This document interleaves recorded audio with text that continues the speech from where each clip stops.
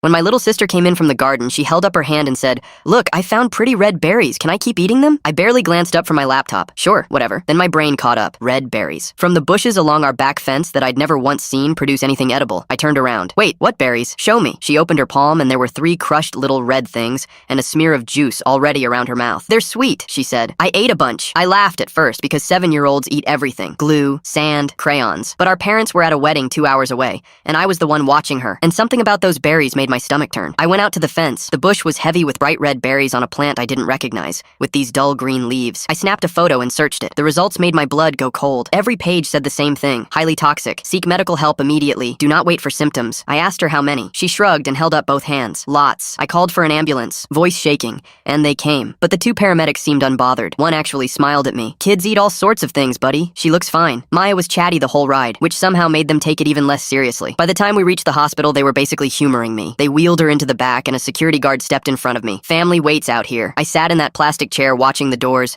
and the longer it went, the worse my gut felt. Something was wrong. She'd gone quiet. When they'd lifted her onto the bed, she'd looked pale, almost waxy, and nobody seemed to care. After what felt like forever, I went to the desk. "Please, can I see my sister?" The receptionist didn't look up. "Authorized personnel only." Then, like she was bored, she ate some garden berries. "We've got real emergencies tonight." That's when I knew, the way you just know. I waited until she turned to her computer and I bolted through the doors. "Hey, security!" I didn't stop. I ran down the corridor calling Maya's name, throwing open doors until I found her, lying alone on a bed in an empty room, no monitor, no nurse, her lips going a strange grayish blue. A doctor came in behind the guard. "What is this? Who let you back here?" "My sister." "Look at her lips. Look at her color." I'd read it on my phone in the ambulance and it came back to me. "Those berries can stop the heart. She needs a heart monitor and she needs activated charcoal now." The doctor sighed at me like I was a hysterical kid. "She ate some berries. She's stable." "She is not stable. Look at her." He crossed his arms. "Are you a physician?" "No?" "Then please." The security guard's hands closed on my shoulders. I had about 3 seconds. "No, I'm not a doctor," I said fast, "but I'm a 3rd-year medical student, and if you don't put a monitor on her in the next 10 seconds and something happens, I will document every minute of this and your career is finished." He huffed, rolled his eyes, and clipped the monitor on anyway, just to shut me up. The second it connected, the machine shrieked. Her rhythm was all over the place. His face changed in an instant. "Get poison control on the phone.